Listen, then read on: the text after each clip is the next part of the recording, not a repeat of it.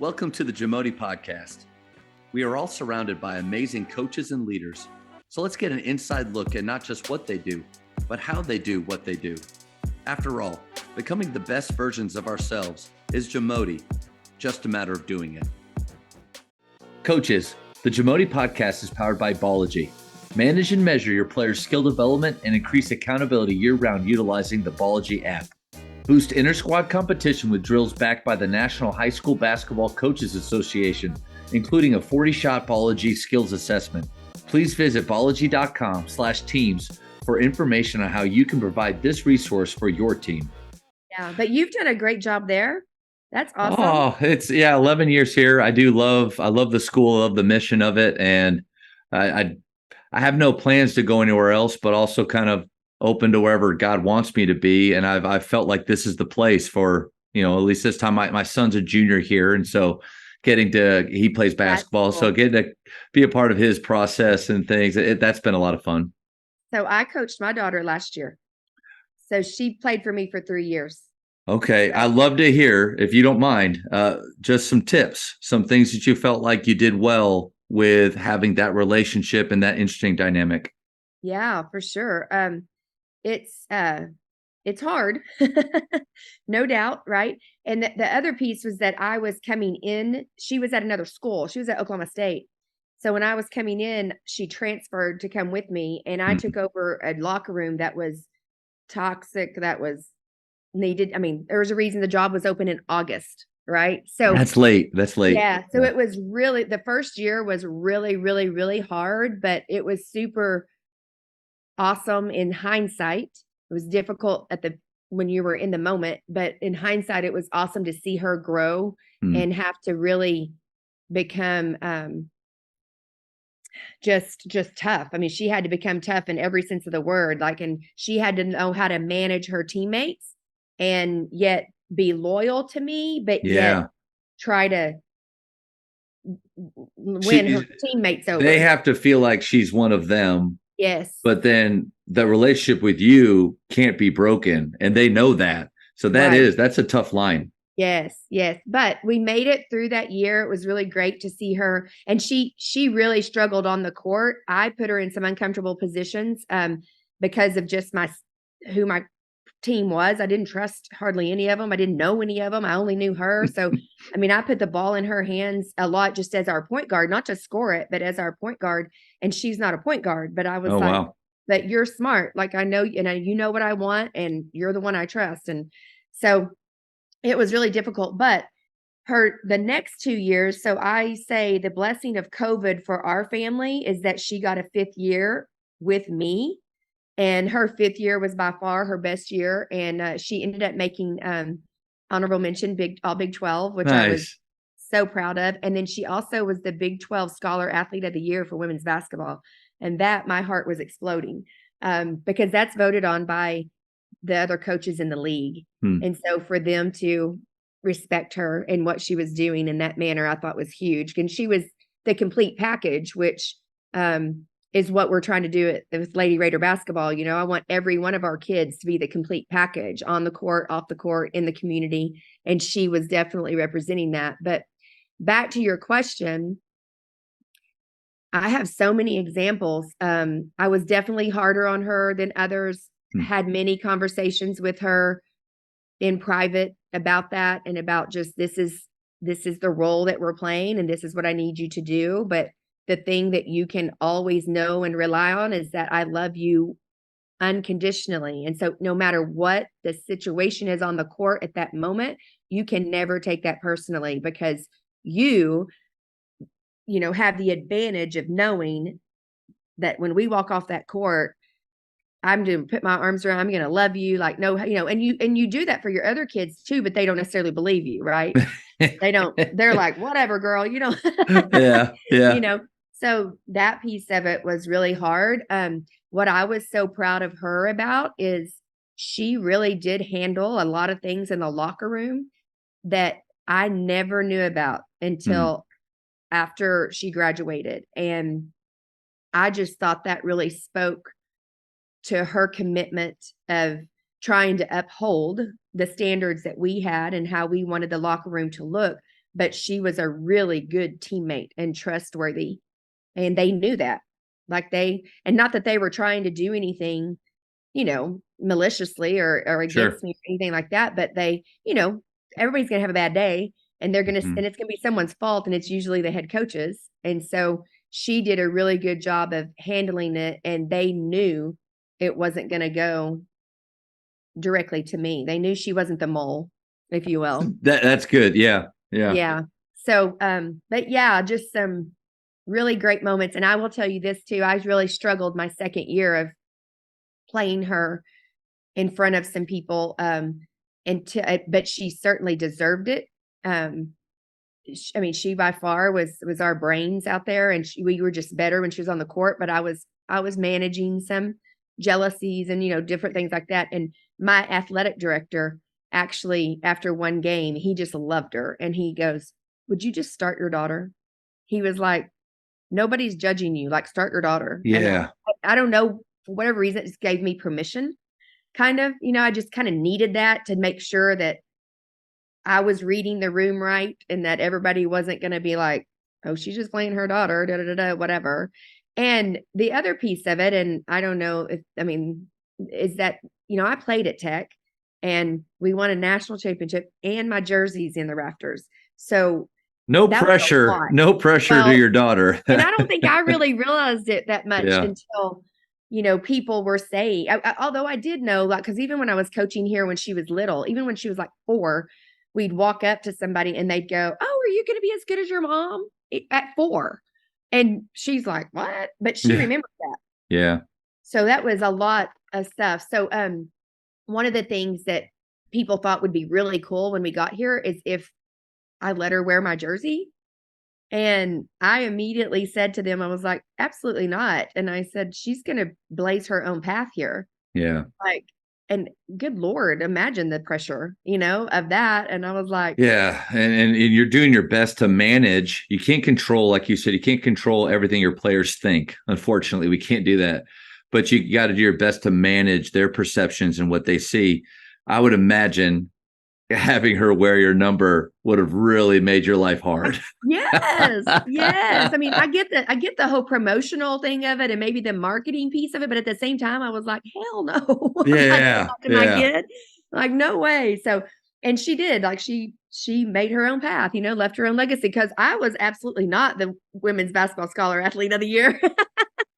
I So was a she good exceeded student, your but I expectations wasn't or a, what you did in some ways. yeah, Yeah. for That's sure. awesome. For Thank sure. you. Thank So, you for sharing that so much, because I think for any coaches that do have their own kids in the program, it's a different dynamic. yeah. And if you don't have them in there, then it's just really hard to understand. Let me ask you this. You mentioned that when you leave the court, you put your arm around your lover, and she knew that. How often did basketball make its way home, or were you guys able to just leave it there and we don't talk Yeah. about it back at No, home? it's hard. It is definitely hard. I definitely the best thing, that one of the good things about college is that she doesn't live with me. True. Yeah. So she's going to her own place. But what was hard was after a game, and especially a tough game, if she had a tough game, is that she needed some consoling. And I wasn't in a place to even do that because I was mad about the game, and not necessarily mad at her, but just Sure. mad at the game. Did I not have to do? So my husband played a really big role in. He was the parent that was always waiting for her after the game. They would usually wait on me too, and we would walk back over here to my offices, and sometimes we would do that, and have a little bit of a conversation. But I would try really hard to, like, if I needed to talk to her about basketball, I called her in my office the next day or whatever, and it was coach player. Like, I need you to come up here. We need to watch film, and I need to da da da da. Like, and then there would be times during the week or whenever that if I needed some mom daughter, I would be like, "Hey, do you want to go to dinner tonight? Or can you go out to dinner with dad and I?" And then just try to be mom. Yeah. We would go shopping some, or, every once in a while I'd have an off day and I'd try to do something with her if she had the time. But so I was a little bit fortunate, but my dad coached me in high school. And again, my mom played an instrumental role because, we would have a tough day and we practiced before school. So my mom was a teacher, and I would be going to class, and I would have just gotten my tail worn out for him, the whole time. And he was way scarier than I am, I think. And I would go by my mom's classroom and be like, Dad's so mean or whatever. And she would go, do you want to go shopping after school? Awesome. Yes. So, you just have to have a balance. And I think what helped me too was the 2 years she played at Oklahoma State. She did not have a good experience there. And I got to go up there and be her mom. Like, I went up there a lot to some games, and then I would stay with her afterwards, and I would let her vent to me as her mom. But then I would always end it by saying, okay, I hear you. I hear all these things, blah, blah, blah, whatever, console her. And then I would say, now I need to put my coaching hat on so that you can maybe see where he's coming from. Yeah.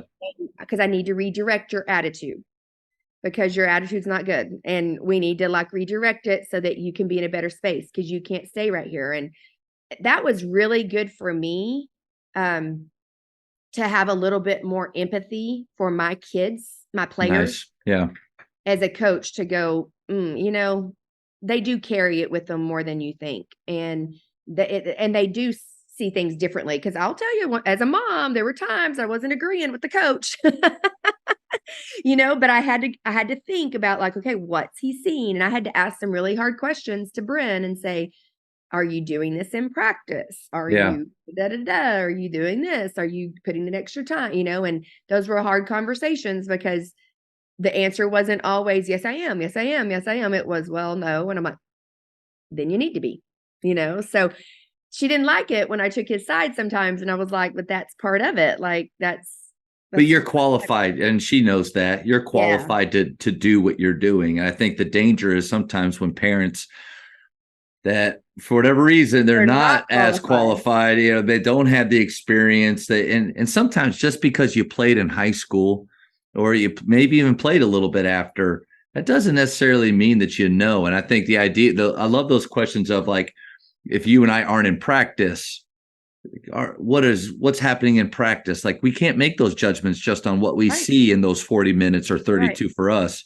And I appreciate the fact that you said that players, it's nice to know that they do handle it.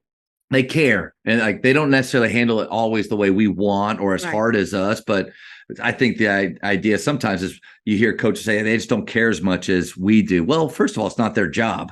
It's their game. So they need to care an appropriate amount for that.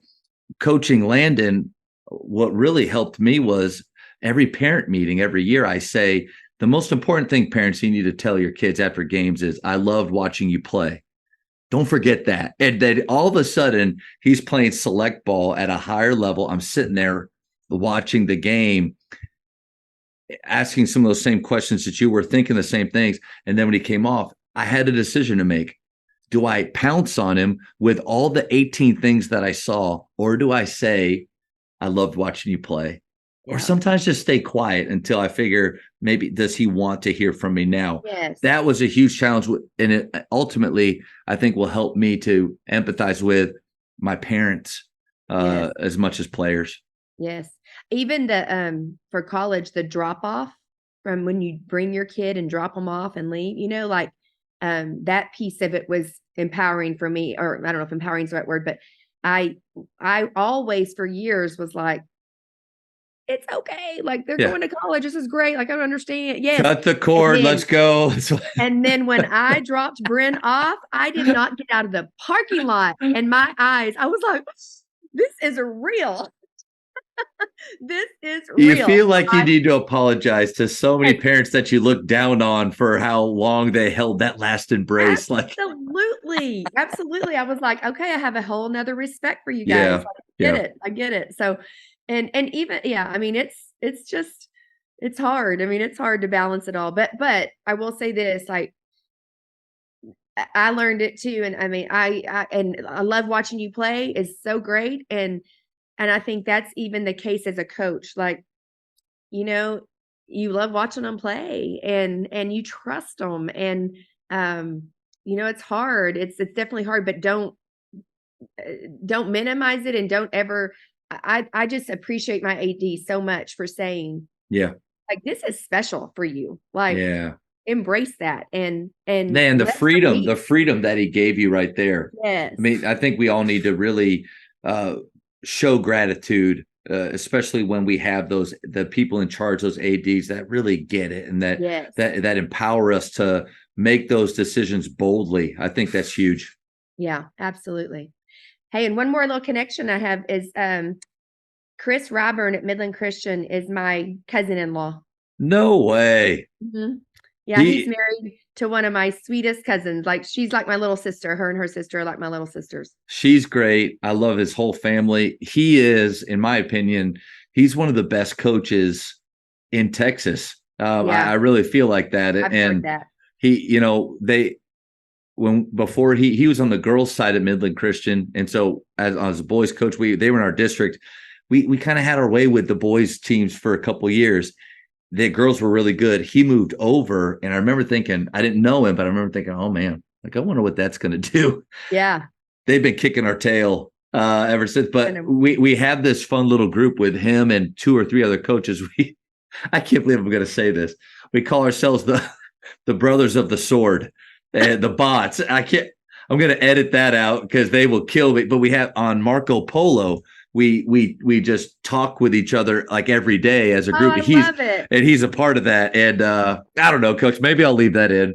Oh, so can I call him? Can I say that? Go, hey man. Say, hey, how are the bots doing? Okay, I'll do it because he's so great. He comes to our practices sometimes, and he and then my other cousin-in-law who's married to is a Kyle Igo who coaches the boys at Sundown High School, and so they're really tight, and I just love them, and they're so gracious to me, and they come to my practices and they want to learn, and I'm like, okay, you guys are guys and you're coach boys, and I'm like, what can I teach you? But they're so sweet, like they're so great. So, well, to your point right there, though, it doesn't even matter if it's the same sport. I think great coaching transcends. It's not about what boys or girls. It's not even about what sport. So I get the fact that or the why behind them coming to watch you, but this I will leave that in there because I pledged myself to be authentic and real with this thing. I said it. It's out there. So yes, it's okay. Coach, it's actually very cool, and it talks a lot about the coaching community and how you guys. It's a brotherhood. It's a sisterhood. I think you need a group of people that you can bounce things off of. Like sometimes, I mean, those guys know that 3 or 4 years here, I was having a hard time. And we all do, but then to be able to voice that to them, to hear them now at different times, and to have that understanding, appreciation for each other. And it doesn't matter what level you coach at. If you care about your players, you care about your program, you're invested, you're going to get hurt sometimes. And it's nice to be able to share that. Yeah. I am with a group Nation of Coaches. Have you heard of that? No. Okay, I need to get you involved in that. I would love that. Coaches is there's a men's group and there's a women's group, and literally men's and women's. It doesn't really matter. I guess it's basketball. I mean, it's basketball, but only women are on our little group. Well, that's not true. We had a man who was coaching women's join us one time, and maybe he was like, I'm out too much estrogen. But it's very Christ-centered, and they try to reach out to Christian coaches and just try to give them a support level. And we talk every Wednesday morning, and it's head coaches so there's an assistant coaches group and there's a head coaches group, but all different levels all across the country. There's only 5 or 6 of us on there right now. The men's group is way bigger. It's really big, but that very same thing. We just share each other's trials and tribulations that we're going through. And then we, personal things. I know one of the moms, one of the coaches that I actually coached against when I was at UTA, her son is going through some horrific medical surgeries right now. And, just being there for them while she's still trying to coach her team. And wow, but it's great to, and it, and then Kelly Kennedy's who runs ours, and she always brings it back and, supports us through prayer. And, you say the name again? Her name is Kelly Kennedy. The name of the group. Nations of Coaches. Okay. And I can get you the information for who their lead guy is. I love that. Yeah. I think, and also, I mean, always with these calls, I love the fact that we get to build relationships and Yes. the amount of connections we already have through friends and family and in proximity to here. That's Yes. already incredible. Thank you for checking out today's episode. Please take a moment to subscribe to this podcast, share it with your fellow coaches, and find us on social media for what's coming up next on the Jamodi podcast. It's just a matter of doing it.